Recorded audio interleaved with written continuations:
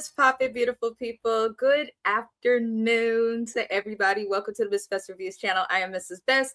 I am not normally live at this time. I'm actually going live for my lunch break just because I don't know when I'll have any other time to do this live.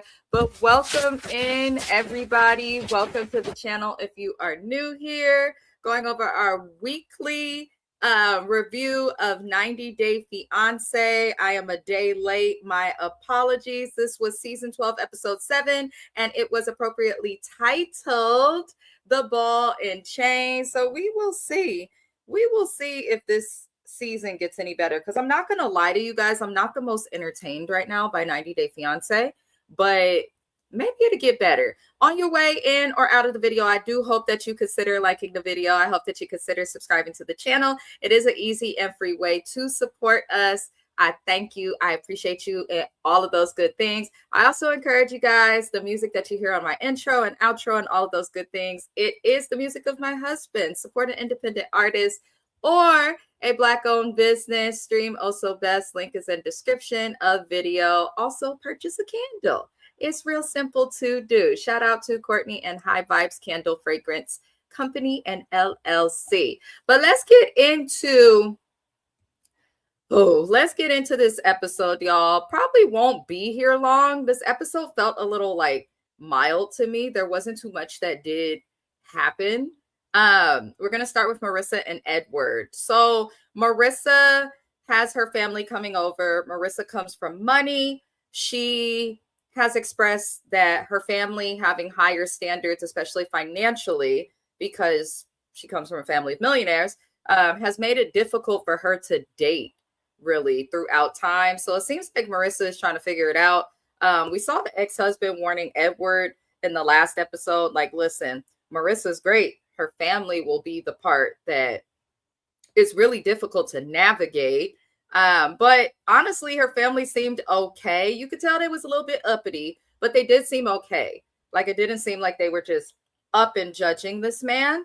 But they were nice. They talked with Marissa's cousin, and her cousin explained, and I thought this was a kind thing to say. The cousin explained, like, Marissa's pretty smart, and you have to be really special in order for her to let you come into her private space. So it looks like Marissa's cousin has the attitude of she trusts Marissa's discernment, and Marissa's kind of finicky with letting people live with her and stuff like that. So the fact that she's letting Edward use her bathroom, live in her house, all of these crazy things, be around her kids, it is a big deal for her, because she says nobody else that she's dated has been afforded the same rights. Now, the cousin was cool. Marissa's mom seemed like she was looking for a problem.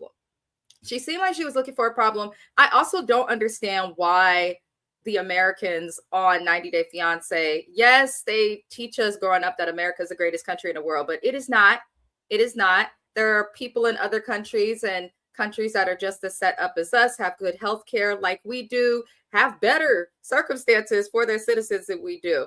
So I hate when people like Marissa's mom go and be like, well, I mean, people really want to come to America. So, I hope that you're, grateful, like almost making it seem like Edward needs to kiss Marissa's rear end and be grateful for the fact that he's over here. And he had to explain to her, Edward told her mom, he was like, listen, may not be as rich or have as much money as America where I'm from, but he says that he had a good life. He was happy and he didn't feel like he was missing anything.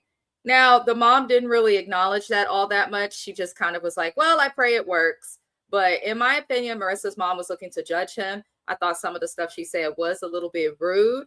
I wish Marissa would have stood up a little bit more for Edward. But then I also get the vibe that Marissa kind of treats Edward at times like her child.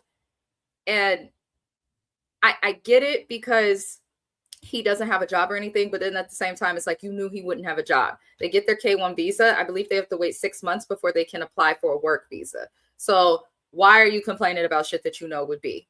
Just don't understand it. It's almost like they were expecting Edward to just come over to America and have millions of dollars and a great job, when Americans take their time growing that. But that's all we really got from them this episode. Marissa and Edward bored me to fucking smithereens. Let me know if you guys felt differently about them, but I was bored. Hashtag Mrs. Best was all sorts of bored. We're gonna get into our next couple, our I guess newly wedded couple. It is all over social media that Debbie and Mido got married like some fools. I don't understand what the heck is wrong with Debbie. Mido, I don't like him. I think Mido should date men. Seems like he'd do better with it. He also gives princess, not king. Sorry, not sorry. But I'm surprised to see that Debbie and Mido actually got married. It doesn't seem like he likes her. He seems disgusted by her. I don't believe he's a virgin.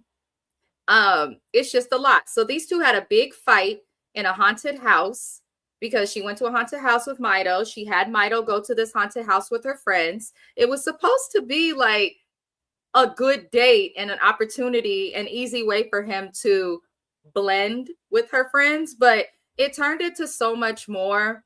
Mido interacted and acknowledged like the actors in the haunted house that like jump out and scare you more than he acknowledged her friends. Once they left, he just did not speak. And Mido and a lot of people on the show like to blame their culture. It is not cultural to just ignore people and not speak just because you don't like them. I think Mido, no shade, moves like a bitch. Sorry, not sorry. I don't know how else to describe him. He moves like a spoiled ass, like 14-year-old. Like, I don't understand Mido. The mood changes. They're so extreme. It doesn't look like Debbie is doing anything to trigger them. So I'm tired of it. So Debbie is unsure if Mido has booked the flight back to Egypt. I said, Debbie, you know that Mido ain't got $1,700 or however much money it costs to go back to Egypt. You know he's not going anywhere. He's going to try and make it work, okay? Just for the sake of him wanting to be an actor, Mido is going to try and make it work. But Debbie goes to see her friend Astra. This is the friend that got in Mido's face. It was like, not in America, homeboy. You not going to talk to women like that here, like that. We going to cuss you out right back. So Astra, of course, tells Debbie, like, this is not a healthy relationship. This doesn't seem like it's good for you. And, you know, Debbie, of course, is doing what all friends do when they realize their friends have been listening to what they're telling them and they don't want to hear the bad advice. So Debbie is like, listen, me and Mido have wonderful days, but our bad days are bad. And I agreed with Astra. Just because you have high highs does not mean that you should have extremely low lows.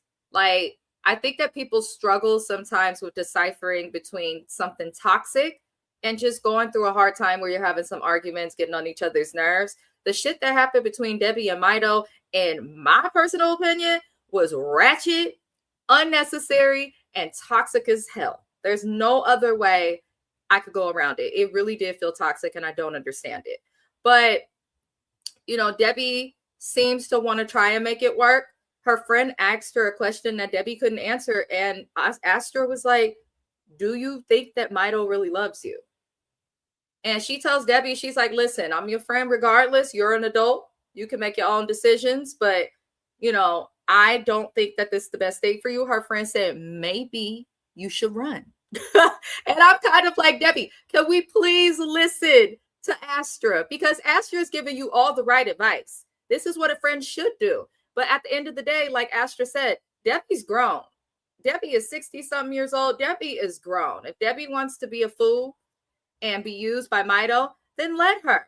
But I know this much, Debbie, now that you married, if he ain't giving up the eggplant emoji, put him out and send his ass back to Egypt.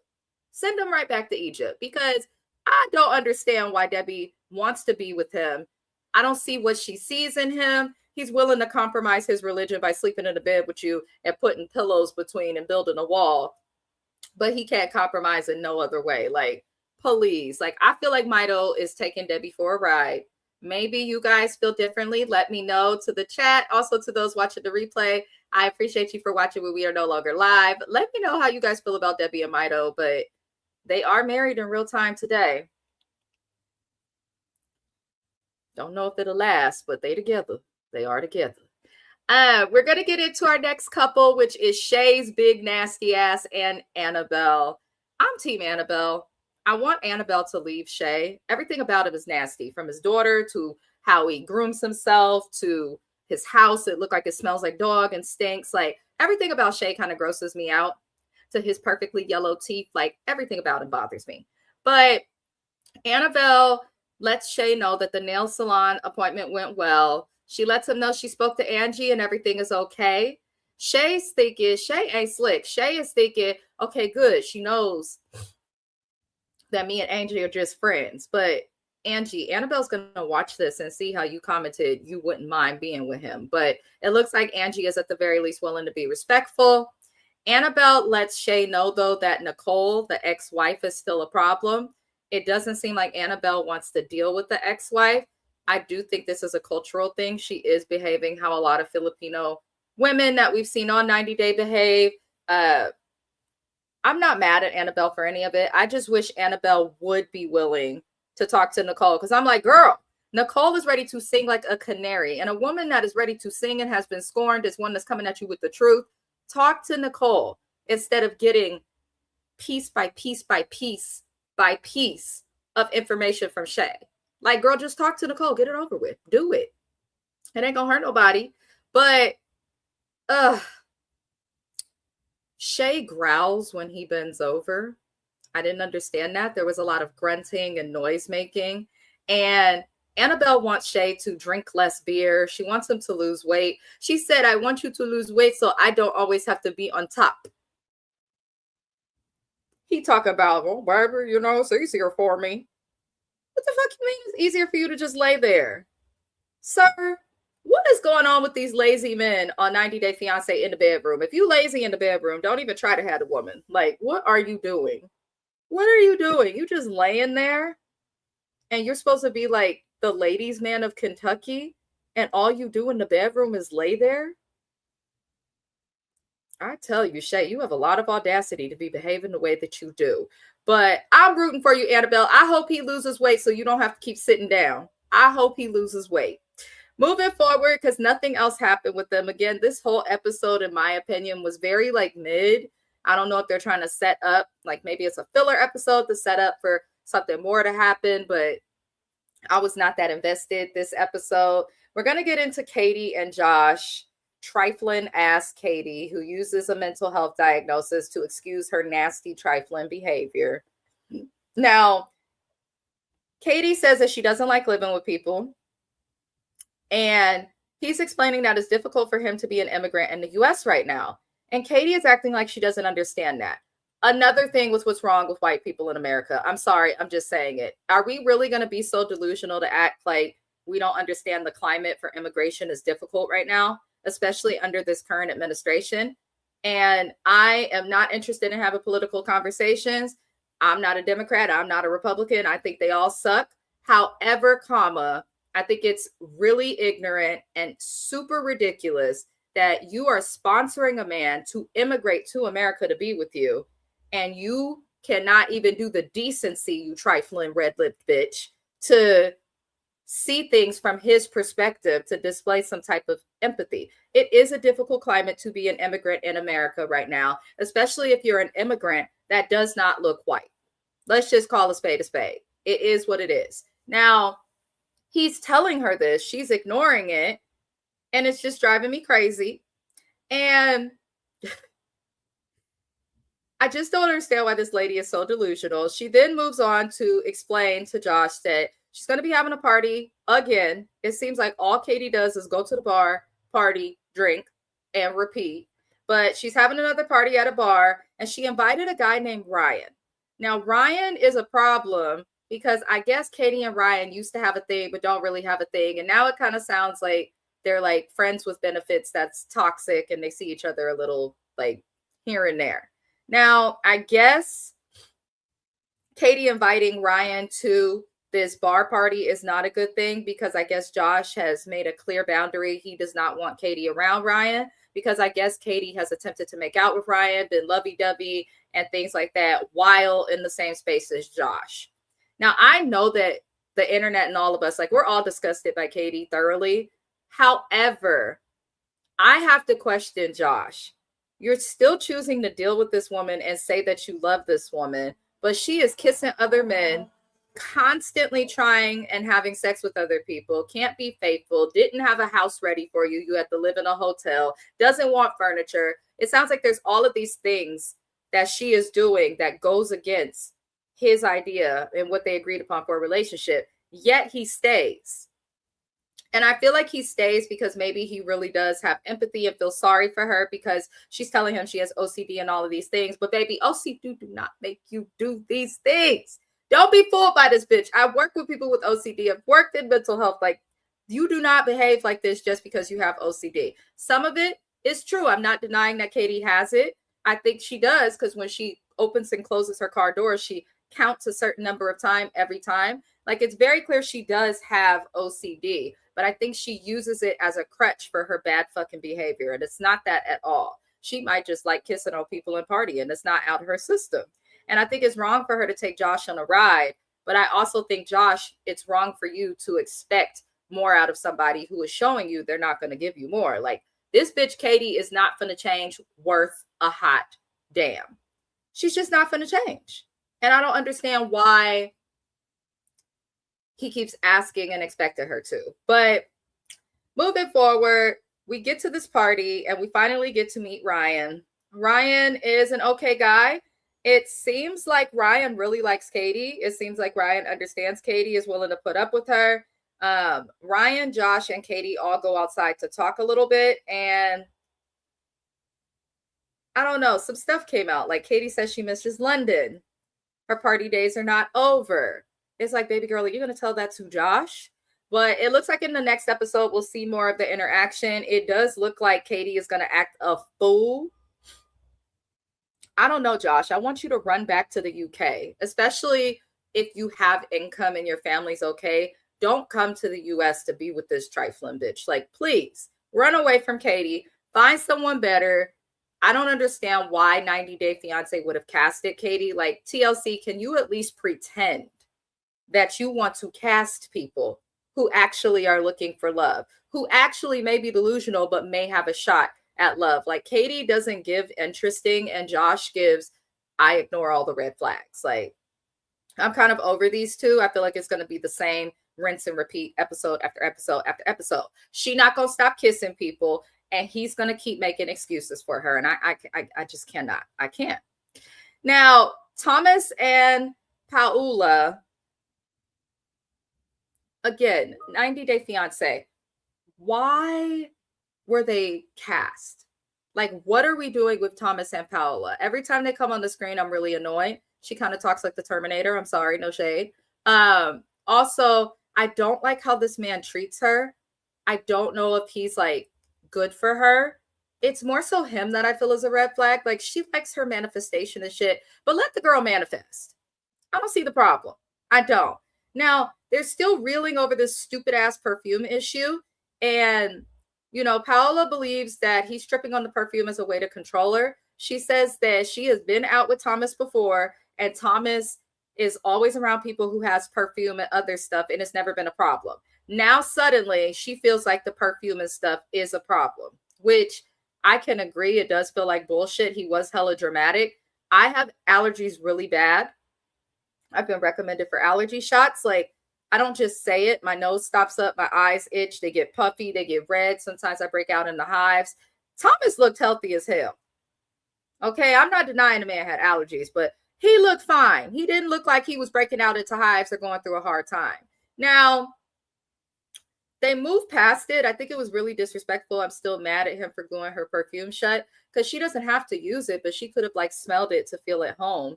But at the rate they're going, I don't know. She might have to go back home to Brazil because I feel like she had a better life there. She owns a business. I feel like, Thomas, you can bring your narrow ass there.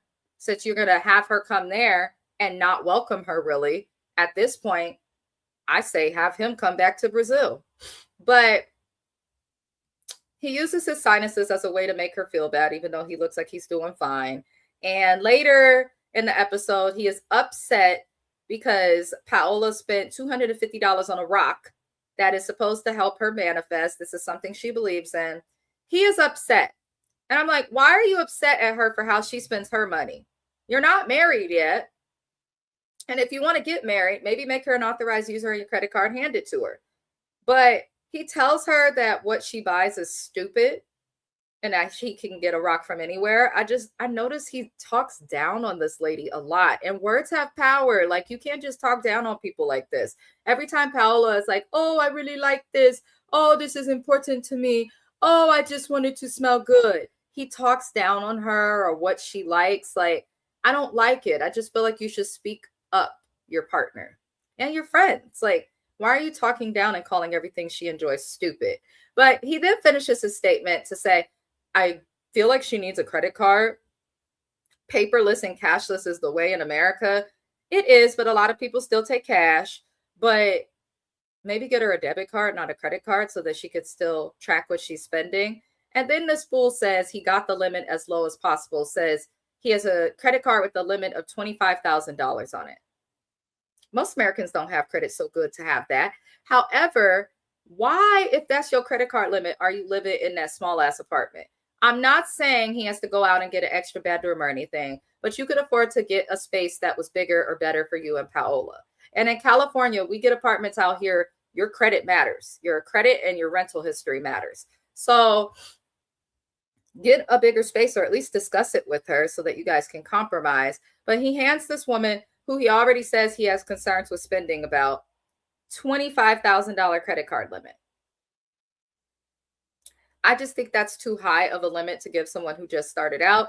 I understand it's the lowest he could get it, but I also feel like if you really don't trust her, you need to like really discuss this. But I'll digress. Can't stand Thomas, or I want to say Thomas. Can't stand Thomas. Don't mind Paola, but they just kind of bore me. Like, I'm not entertained whenever they're on the screen. They just really, really bore me. Moving forward, you guys, Mallory and Raj, aka Rasit, they're discussing his talk with Brandon. She pretty much lets Raj know, you're going to have to find a way to make peace with Brandon. She says that's her best friend. She says she's also close with, I think, his sister or somebody. So she let him know he's not going anywhere and he's going to have to accept this. Normally, I'd be like, really, no compromise. But cultural or not, the same way Mallory has to be respectful of certain things in Turkish culture is the same way Rashid needs to accept the fact that you're in America and you have to compromise culturally. Okay? Cultural competence. Mallory, you need it. Rosh, you need it. He has to adjust a little bit to American culture. Women and men are friends here. My best friend is a guy. Watch him out the views. Give him a follow on YouTube. Like, it happens. It doesn't mean that there's something more. And I understand Rosh's discomfort because Mallory used to sleep with Brandon. But at the end of the day, she's not. She's explained a valid reason. Move past it. Also, Brandon, there's not many options for people to hang out with. Y'all living in the middle of nowhere. So, move past it. We'll see more of what happened. I don't even know why the fuck TLC included them in this episode, just off the simple fact that that's literally all I have. We go move into the last couple, which is Ashia and Maxwell. Ashia's in Nigeria. She's going to be visiting Maxwell's family. She claimed the Holy Ghost and God told her to do it, but we know she's full of shit, and shame on her and that lady and TLC for playing with God. Blasphemy. Absolutely not. We're not going to do that. But her mom traveled with her. She's wearing a regular shirt, and Maxwell is like, I want you to cover up because you're going to meet my parents. She tells him she'll cover up once they're inside. And his family was really kind. Maxwell's family was extremely kind, extremely welcoming. Everything was going well until his sister arrived. Now, I was happy when his sister arrived because you could tell that Maxwell's sister is the one who's going to call Ashia out on her bullshit, right? Because the sister is like, this is true in many African cultures, the firstborn son is valued, he's important, he's respected, he's loved. So it does make sense that the family is so protective. They want to make sure he's with the right person. They also don't want him to just leave and go to America, but that's what's happening. I feel like Ashia should have been on before the 90 days. I don't know if they were just packed full last season, but I feel like Ashia should have went on before the 90 days. Obviously, this lady is not going to get a K-1 visa and get to do the 90-day fiancé experience that we're used to. She doesn't fit the mold. She doesn't fit the forum. She could have put in on before the 90 days. Her, that with that speaking in tongues, as well as Lisa and Daniel, would have been the show to never forget. I just don't feel like Ashia belongs on this segment of 90 Day, but that's just me. Let me know if you guys feel different, replay. It is totally fine to have a difference of opinion. But Ashia feels like Maxwell is being reserved because his family is there. Bitch, ain't you a Christian? I would hope somebody is reserved around family. When I go around my husband's family, I'm quiet. I'm quiet. I'm just quiet. Like, I'm going to be a little more reserved because I want to be respectful of them. And I don't want to embarrass my man. Like, I don't see why that's problematic that he is doing that. Like, I genuinely don't understand it. But they have dinner with the family. The family cooked up some jollof, some rice, some fufu. It looked like they cooked up a lot of good food. And first of all, Ashia, your mama was rude. I understand she said the meat was dry, probably because they grilled that style of chicken. Same way it would be dry out here. And then they were telling her how to eat the food, and she was like, well, I'm just gonna do what I'm used to. Like, girl, you can at least try. And then at the dinner table, the family gets a little bothered because Ashia is very critical of Maxwell's physical appearance. And I don't like the way she's critical about his physical appearance, because if you really are a woman of God, then you should be happy and satisfied with the man that God presents you with instead of trying to change him. That's what I don't understand. But Ashia also claimed to speak in tongues and be so in tune with the Lord, but then also be outside dressed like a baddie. And nothing's wrong with it, but there's something wrong with it when it looked like you living your life like a hypocrite, bitch. I'm just saying. So I look at Ashia and I'm like, girl, stop and get your mama too. But they ask why she's having him do these chemical peels and the stuff to his eyeballs. And the sister, Ashia's like, because he's in the sun, his eyes are not white. And the sister's like, well, look at me, look at my mom, look at my father. Like, that's very common in Nigeria, which it is for African people, especially Black people. Sometimes my eyes get a little bit jaundiced and I have to do things to take care of it. But I think that's crazy that she's forcing him to have like treatments and stuff that he may not want to have done, if that makes sense. Like, I did agree with her sister. Let it be his decision. Don't just suggest constantly all of these things. Just because you don't like something about yourself. Like, for instance, if he had bad skin, she could have helped him by like suggesting a face wash or something like that. To go and suggest the chemical peel is super, super dramatic. It's super, super dramatic. I just feel like also be attracted to your man for what he is. Like, trust and believe. You don't want to be with nobody who ain't gonna love you in your natural form. If I ain't got my braids done and my skin not clear, if I'm not wearing makeup and all of that, I trust and believe marriage would not work. Like, people should know what you really look like and they should be okay with that. I truly believe that, because we're not always going to look dressed up. So I do feel like Ashia is being a little shallow. I also don't like the fact that she doesn't fully respect his culture. And y'all gonna tell me I'm so mean for this, but bitch, you have a lot of nerve trying to assess and critique and change things about Maxwell aesthetically. That is a beautiful Black man. Ain't nothing wrong with Maxwell. When you are on national television with a wig that you didn't even care to glue down, okay? Ashia, work on your own physical appearance before you come for Maxwell. She is a piece of work. I tell y'all, she is a piece of work. But let me know how you guys feel about Ashia and Maxwell. I think that sister finna give them hell. I think that sister's going to give them hell. I do feel like their relationship will work, but I do feel like there's going to be a lot of hurdles or issues with the family, especially because Nigerians don't play about family, baby. They do not play. So we will see what happens. I appreciate anybody who is in here. I know not too many people are in here right now watching. I am going live at lunchtime. I will be live again later today when I'm off work this evening. I'll be live at 4:15 Pacific Standard Time.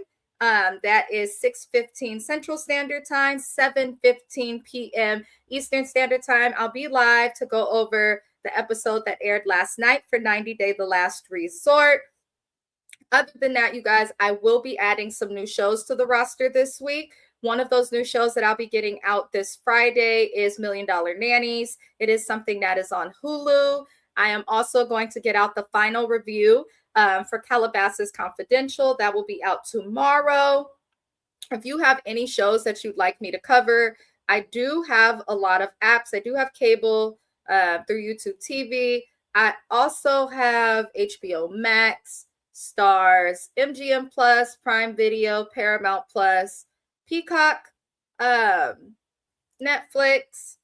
and anything else that is on cable. So if you want to suggest the show, let me know. I am open to it. Hi, Vibe. Vibe is also someone who does a lot of reviews. He is also covering Love Island. I send everybody who asks me to cover Love Island to Vibe X's channel. Great channel, great AI content. I definitely enjoy his channel. Go there, tap into his Love Island reviews. He also does a lot of other reviews. But y'all, I'm going to head back into work. I did have fun for this live. Shout out to the replay gang. I hope y'all like the video on your way in and out. Thug Life. I love y'all, and I'll see y'all later today. Au revoir.